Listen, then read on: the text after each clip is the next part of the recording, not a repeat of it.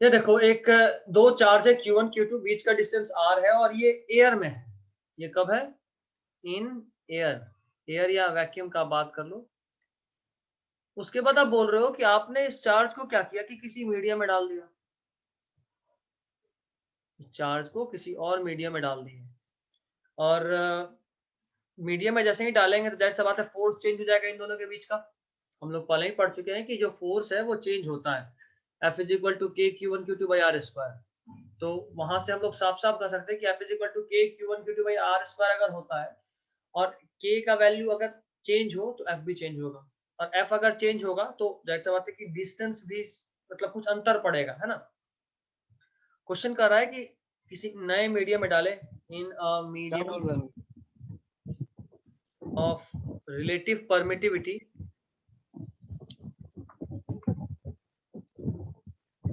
दोनों सेम है तो कौन बता रहे हैं? Relative permittivity E R is equal to K. हम क्वेश्चन कर रहे हैं कि पहले Q1 Q2 एक चार्ज था जो कि एयर या वैक्यूम में था, वहां पे इन दोनों के बीच का सेपरेशन r था। बाद में ये Q1 Q2 को किसी और मीडियम में हम डाल दिए, ऐसे मीडियम में जहाँ क्या रिलेटिव परमिटिविटी के दिया हुआ है क्वेश्चन में, ऐसा आपको बोल रहा है। और उस वक्त उन दोनों के बीच का जो डिस्टेंस है वो r1 है। ठीक है, आपसे क्वेश्चन बोल रहा है find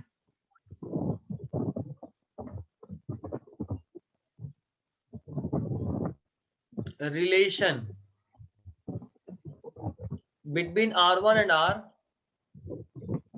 find relation between r1 and r such that net force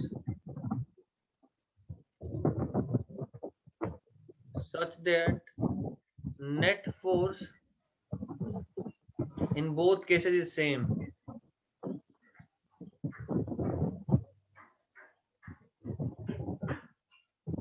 मुझे क्वेश्चन क्या कर रहा है देख लिए, r2 स्क्वायर बाई के r1। क्या है देख लो।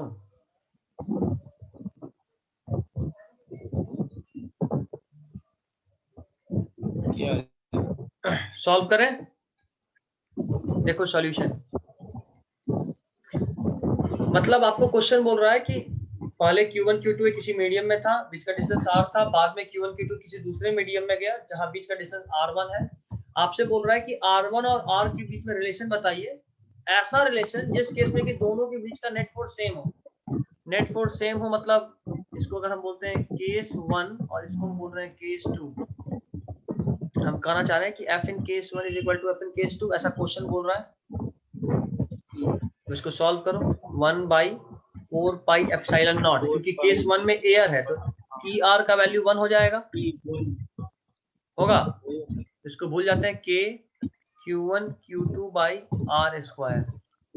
और F2 के केस में, केस 2 के केस में बात करें 1/4 पाई एप्सिलॉन नॉट, और ई आर का वैल्यू देखो के दिया हुआ है क्वेश्चन, यूज करेंगे यहाँ बोले k into Q1 Q2 by r dash का स्क्वायर, है ना। देखो ये कैंसिल होगा,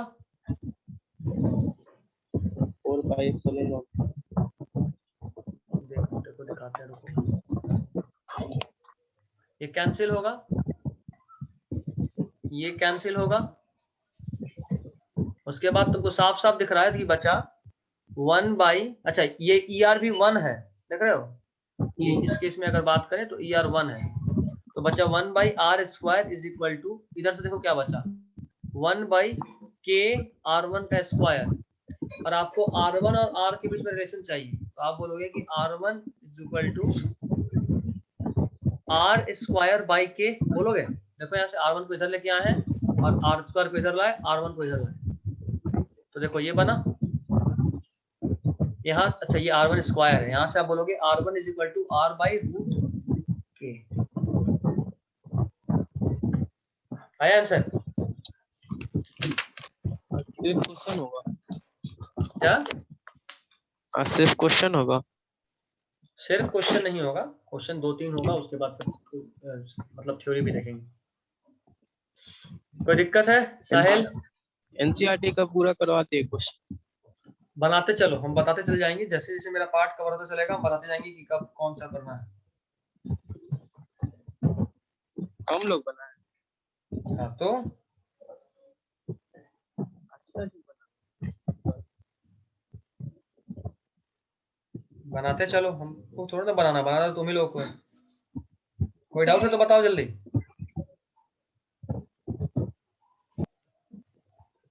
नेक्स्ट क्वेश्चन भी बहुत इंटरेस्टिंग है और बहुत मतलब कॉमन क्वेश्चन है, मॉडल क्वेश्चन आप कह सकते हो इसको। आएगा तो डायरेक्ट आएगा, नहीं तो नहीं आएगा। इस पे नीट 2017 में 17 या 16 में क्वेश्चन आया हुआ है।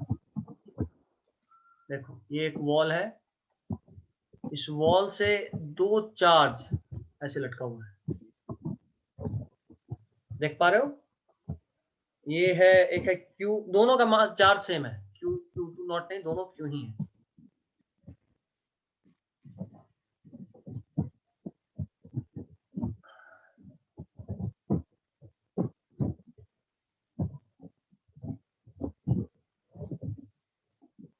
मेरा आवाज जा पा रहा है सब तक? फैजान मेरा आवाज जा रहा है? हाँ तो सुनो, यहाँ पे शायद इधर नेटवर्क का है, हम वापस से रिज्वाइन करवा रहे हैं। ठीक है, जिस लिंक को आपको भेजे थे उसी लिंक से वापस रिज्वाइन कीजिएगा एग्जैक्टली 1 मिनट के बाद। टाइम देख लीजिए, 1 मिनट क्या मतलब, समझो हम लैपटॉप ऑफ करके ऑन करेंगे तब तक मैं आपको रिज्वाइन करने। चलो आगे, क्या वापस बोलो।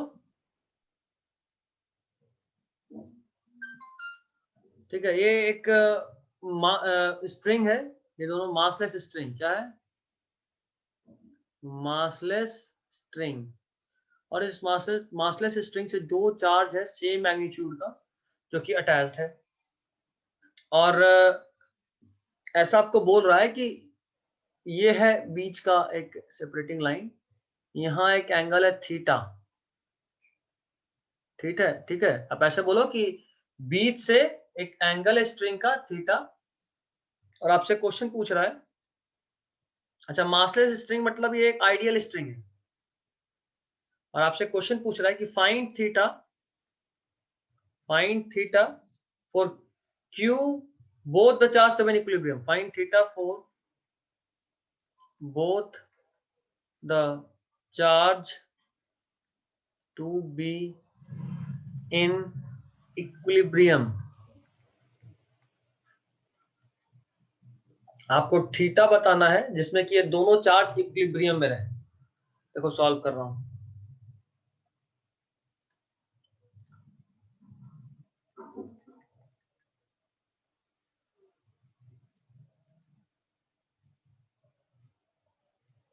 दोनों चार्ज है Q, इक्विलिब्रियम में हो मतलब नेट फोर्स कितना? 0। देखो ये वाला चार्ज A इसको बोल रहे हैं, इसको B बोल रहे हैं अपने कन्वीनियंस के लिए, तो A वाला B वाले पे एक फोर्स लगा रहा होगा, ए वाला बी वाले पे एक फोर्स लगा रहा होगा, और वो फोर्स कितना लगेगा, मुझको कलर चेंज करके दिखा देना, रेड ही कर दो यार। इधर लग रहा होगा एक फोर्स एफ, ये इलेक्ट्रोस्टैटिक फोर्स होगा, है ना, और नीचे में एक फोर्स लग रहा होगा mg, कुछ तो मास होगा इस चार्ज का, तो नीचे में फोर्स लग रहा होगा mg। अब देखो ऊपर लग रहा होगा टेंशन, अब इसका कंपोनेंट, ये देखो ये एंगल थीटा जो निकालना है, यहाँ पे भी एक पैरेलल आप ड्रॉ कर सकते हो ऐसे, तो ये थीटा, अगर ये वाला एंगल थीटा है तो ये भी थीटा होगा अल्टरनेट इंटीरियर एंगल से। अब देखो टी का कंपोनेंट इस तरफ कितना होगा, टी का कंपोनेंट टी कॉस थीटा, और टी का कंपोनेंट इस तरफ कितना होगा, टी साइन थीटा, है ना। और इक्विलिब्रियम में तीन ही फोर्स लग रहा है, टी एफ और एम जी, तो टी का कंपोनेंट ही किसी भी तरीके से एम जी और एफ को बैलेंस कर रहा होगा तभी इक्विलिब्रियम आएगा, मतलब सीधा यहाँ से इक्वेशन बन जाएगा T sine theta is equal to F. देखो डायग्राम देखो, ये देखो टी साइन थीटा और एफ के बराबर, और इसको इक्वेशन 1 बना दो। दूसरा equation T cos theta is equal to m g. अभी तो कुछ बचा ही नहीं, सीधा इसको सॉल्व करोगे तो आएगा tan theta is equal to F by m g आएगा। अच्छा एफ को ऐसे लिख सकते हैं के, चूंकि दोनों चार्ज सेम है, देख रहे हो दोनों चार्ज सेम है, तो के Q1 Q2 को सीधा Q² बाई आर, देखो इन दोनों के बीच का डिस्टेंस को आर मान रहे हैं, आर, तो क्या होगा के q square by r square m g, same ही तो बात है। बस इस एफ को यहाँ पे, हाँ फरजान बोलो क्या हुआ यहाँ पे?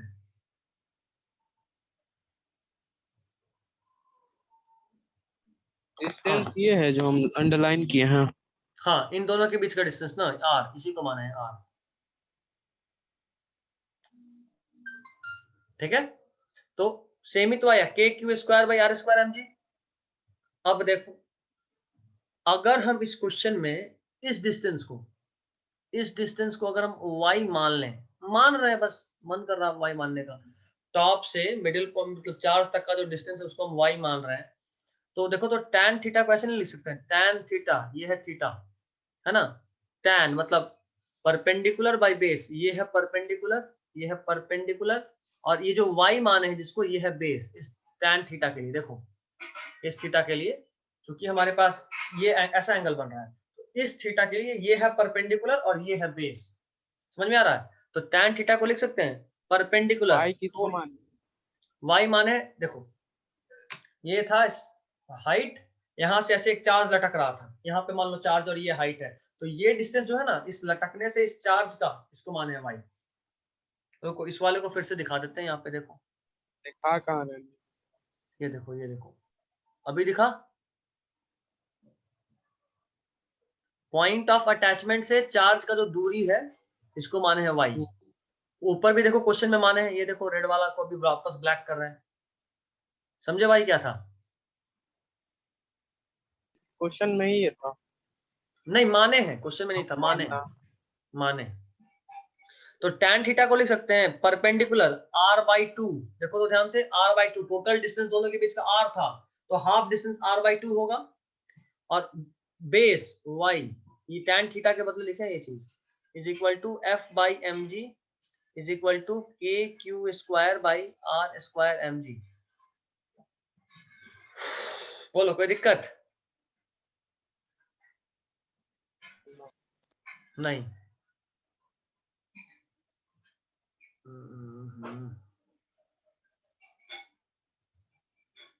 चलो कोई दिक्कत नहीं है, तो यहां से एक काम और करते हैं जरा, हमको क्या निकालना है, हमको निकालना है y, इस इक्वेशन को भूल जाओ, इन दोनों को इक्वेट करो, और हमको निकालना चाह रहे हैं हम y, तो y कैसे निकालेंगे देखो तो, r cube m g by 2 k q square नहीं हो जाएगा y? बोलो कोई दिक्कत है तो बताओ।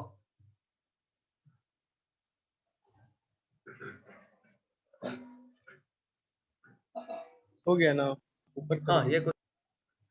ये होमवर्क के लिए क्वेश्चन है, ये क्वेश्चन यहाँ के लिए नहीं है, मतलब अभी सॉल्व नहीं करेंगे, एज अ होमवर्क। देखिए तो four charges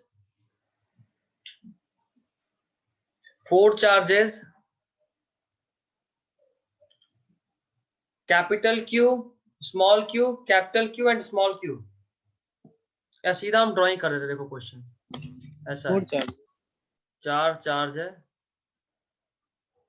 capital Q, small Q, capital Q and small Q, ये चार चार्ज है जो कि किसी स्क्वायर के कॉर्नर पे रखा हुआ है, ये चारों मतलब ये सब स्क्वायर है, ये क्या है स्क्वायर, भले ही नहीं लग रहा बट ये एक स्क्वायर है, और पूछ रहा है what is the relation between capital Q and small Q so that the net force on charge Q small Q is 0। What is the relation between capital Q and small q so that net force on charge small q is 0? ठीक है, इसको आपको solve करना है घर पे। उसके अलावा यहाँ से आज आपको एक और होमवर्क है, अच्छा यहाँ पे हम आंसर भी लिख दे रहे हैं ताकि आप लोग बनाइए तो आंसर आए।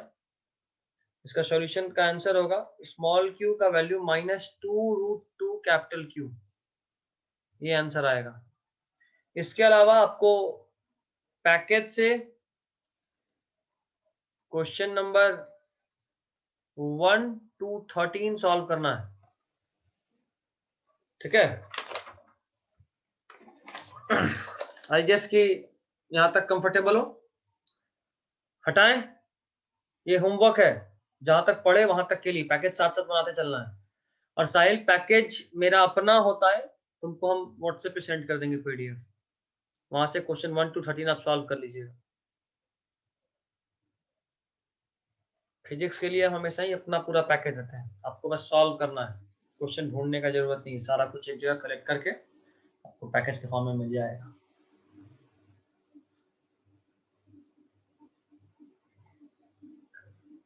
चलिए नेक्स्ट हेडिंग डालिए, इलेक्ट्रिक फील्ड इंटेंसिटी।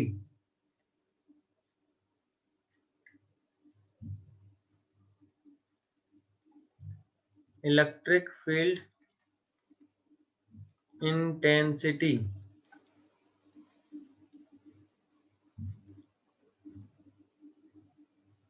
हाँ साहिल बिल्कुल कर देंगे व्हाट्सएप पे।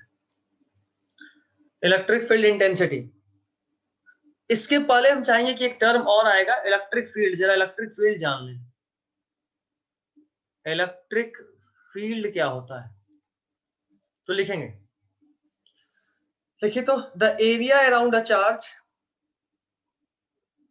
The area around a charge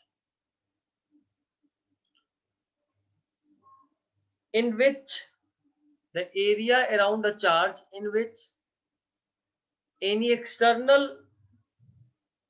charged body is placed, the area around which the area around a charge in which when a external charged body is placed experiences a force, the area around a charge in which when any external charged body is placed, the area around a charge in which when any external charged body is placed experiences a force, experiences a force। वापस एक बार repeat कर देना पूरा, the area around a charge in which when any external charged body is placed experiences a force।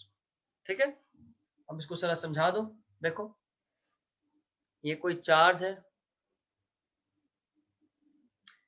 इस charge का इतना दूर का एरिया होगा, मतलब अगर ये कोई पॉजिटिव चार्ज है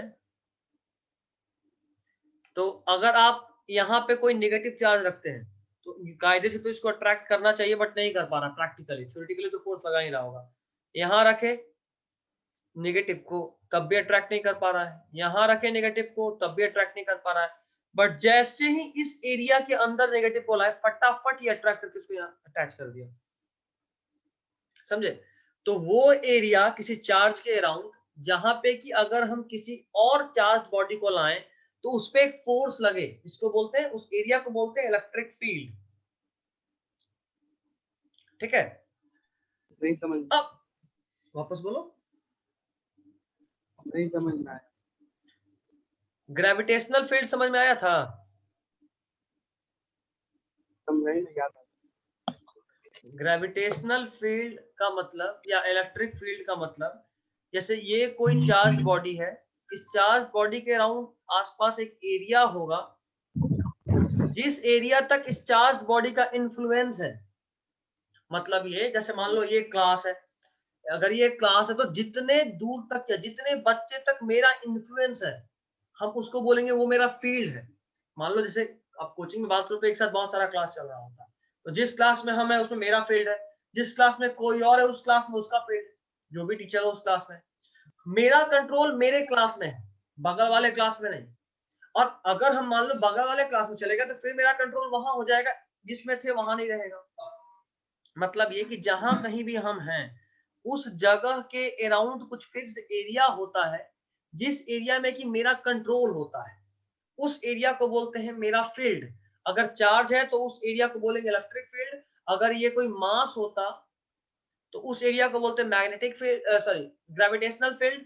और अगर ये कोई मैग्नेट होता तो इस एरिया को बोलते हैं मैग्नेटिक फील्ड। जैसे मैग्नेट के फॉर्म में समझ सकते हो, देखो ये कोई मैग्नेट है और उसका नॉर्थ पोल है, ठीक है, ये वो एरिया है। अगर आप किसी मैग्नेट को यहाँ रखे हो साउथ पोल को तो ये अट्रैक्ट नहीं कर रहा है, यहाँ रखे तब भी अट्रैक्ट नहीं कर रहा है, यहाँ रखे तो तुरंत अट्रैक्ट कर लिया। मतलब एक जैसे मान लो ये मैग्नेट था और एक ये मैग्नेट था, या आप यहाँ मैग्नेट रखोगे तो क्या वो अट्रैक्ट करेगा? नहीं करेगा। बट जैसे ही आप उसके नजदीक लाए, एक पॉइंट के बाद जरा भी नजदीक लाओगे तुरंत खींच लेता है। तो जहां से वो खींच लिया ना, वहां से उसका फील्ड चालू हो जाता है। अभी समझ में आया फैजान? हाँ तो फिर ठीक है, आगे बढ़ते हैं। Next is electric field intensity. क्या है ये इलेक्ट्रिक फील्ड इंटेंसिटी? तो सीधा सीधा समझ लो, strength of electric field at any point. Electric field intensity किसको बोलते हैं? Strength of electric field at any point. किसी भी पॉइंट पे इलेक्ट्रिक फील्ड का स्ट्रेंथ कितना है उसको बोलते हैं उसका इंटेंसिटी, फील्ड इंटेंसिटी। जैसे मान लो ये मैग्नेट था, यहाँ पे भी रखे तब भी वो खींच ले रहा है, बट यहाँ पे भी रखेंगे तब भी खींचेगा। ज्यादा ताकत से कहाँ खींचेगा? जितना मैग्नेट के आप नजदीक जाइएगा, मतलब मैग्नेट के जितना नजदीक आप जाते हैं वहां पे उसका फील्ड का इंटेंसिटी बढ़ता है। That's it. ठीक है,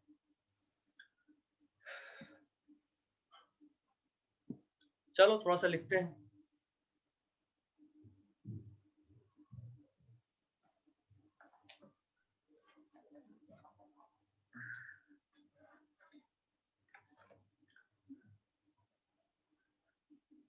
लिखिए, intensity at a point, intensity at a point due to charge or system of charge, due to charge or system of charge, intensity at a point due to charge or system of charge। देखो ये एक positive charge है, इसको fix रखो और उससे r distance के दूरी पे, r डिस्टेंस के दूरी पे बाहर से किसी पॉइंट मान लो यहाँ पे P, और यहाँ बाहर से कोई टेस्ट चार्ज लाओ। बाहर से, यहाँ पहले नहीं था, आप कहीं और से एक चार्ज यहाँ लेकर आ रहे हैं, और यहाँ जब चार्ज लेकर आ रहे हैं तब इस पे जो यहाँ पे इस पॉइंट पे जो इलेक्ट्रिक फील्ड इंटेंसिटी होगा उसको डिफाइन करेंगे F/Q0। मतलब आप यूं समझ दो ना कि ये जो इंटेंसिटी है ना, ये एक तरह से ग्रेविटी स्मॉल जी है। यहाँ पे कोई मास था, उस मास की वजह से इस जगह पे जो इंटेंसिटी होगा उसका फॉर्मूला होगा कि इसके बीच में जो फोर्स लग रहा हो F बाई इसका मास, तो F/m क्या होता है? स्मॉल जी। वैसे ही ये इस चार्ज बॉडी की वजह से इस यहाँ पे जो भी चार्ज आएगा उस पे एक फोर्स लगेगा, आइदर अट्रैक्शन और रिपल्सन। जो भी फोर्स लगेगा वो फोर्स यहाँ लिखे और उसको इस टेस्ट चार्ज से, जिस चार्ज को यहाँ लेकर आए थे उस चार्ज से डिवाइड कर दिए, उससे जो मिलेगा उसको हम लोग बोलेंगे इलेक्ट्रिक फील्ड इंटेंसिटी। और याद रखना ये जो Q0 है ये हमेशा पॉजिटिव होता है, इसको बोलते हैं पॉजिटिव टेस्ट चार्ज। ये हमेशा पॉजिटिव है। ये Q पॉजिटिव भी हो सकता है या नेगेटिव भी हो सकता है, बट ये जो Q0 है ये हमेशा ही पॉजिटिव होता है। कोई दिक्कत यहां तक? जल्दी बोलो, आगे बढ़ाते हैं क्लास। ठीक है, तो इलेक्ट्रिक फील्ड इंटेंसिटी इसको रिप्रेजेंट करते हैं ई से, याद रखिएगा। इलेक्ट्रिक फील्ड इंटेंसिटी को रिप्रेजेंट करते हैं ई से। चलिए इसके बारे में दो तीन पॉइंट, फॉर पॉइंट चार्ज अगर बात करें, फॉर पॉइंट चार्ज के लिए ई का वैल्यू क्या होगा? के q naught q by r square into q naught. ऐसा कैसे बोले? ये देखो यहां से बोले, फॉर्मूला देखो, देख रहे फॉर्मूला? फॉर्मूला क्या है? F/Q0। इस केस में देखो फोर्स क्या होगा? F इज इक्वल टू के Q0 बाई आर स्क्वायर। ये हुआ F, और ये Q0 को भी लिखेंगे तो लिख लेंगे Q0। देखो यही तो यहाँ लिखे हैं, देख पा रहे हो? चलिए अगर इतना देख लिए तो अब तो कुछ है ही नहीं, चुपचाप ये Q0 हटाए तो E का फॉर्मूला आ गया के क्यू बाई आर स्क्वायर। किसी चार्ज के वजह से, देखो इस चार्ज Q की वजह से r डिस्टेंस के दूरी पे जो इंटेंसिटी है, इस पॉइंट पे जो इंटेंसिटी है, इसको रिप्रेजेंट किए E से। इंटेंसिटी का फॉर्मूला मिल गया KQ/r², याद रखना है। जैसे वहां था GM/r², याद आ रहा है? अपना रिचार्ज करा लीजिए। हम्म, आवाज जा रहा है? हाँ मत बोलिए। Next is conclusion. अभी जो बोले उसका कंक्लूजन देखो। It is independent of test charge. It is independent of test charge. मतलब देखो ना, इंटेंसिटी के लिए यहाँ पे क्या चार्ज लेके आए थे, Q0 की Q1 या कुछ भी, उससे इंडिपेंडेंट है इंटेंसिटी। देख रहे हो, इंटेंसिटी पे उस वाले टेस्ट चार्ज का कोई फर्क नहीं पड़ रहा है। देखो यहाँ एक टेस्ट चार्ज लेके आए थे ना Q0, इसके फॉर्मूले में देख रहे हो कहीं Q0 तो कट गया, फॉर्मूला में कहीं Q0 है नहीं है। अभी देखो फॉर्मूले में कहीं Q0 नहीं है, इसलिए बोले कि उसका कोई फर्क नहीं पड़ता, तो कट जाएगा। तो पहला कंक्लूजन है कि it is independent of test charge. Next, फिर से बता दीजिए क्या बोल रहे थे, आवाज नहीं आ रहा। आवाज तुम्हारी तरफ हो रहा है, मेरी तरफ से आवाज नहीं जा रहा, ऐसा नहीं है। कुछ आवाज आ रहा है। साहिल तुम्हारी तरफ से आ रहा है क्या?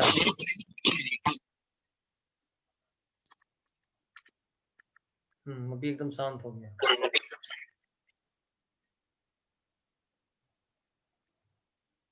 देखो, तो मेरा ये कहना है कि ये जो इंटेंसिटी है ये टेस्ट चार्ज के इंडिपेंडेंट है।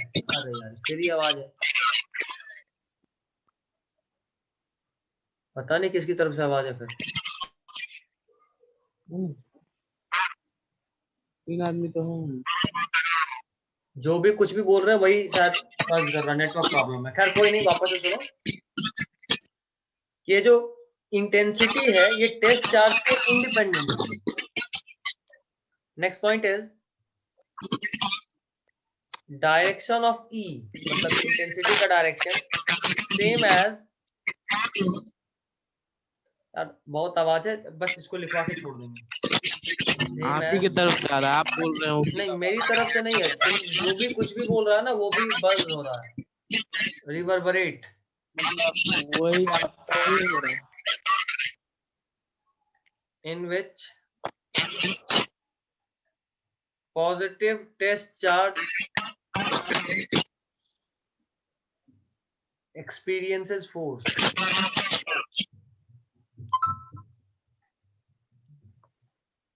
ठीक है, जैसे it is towards negative point charge and away from positive point charge।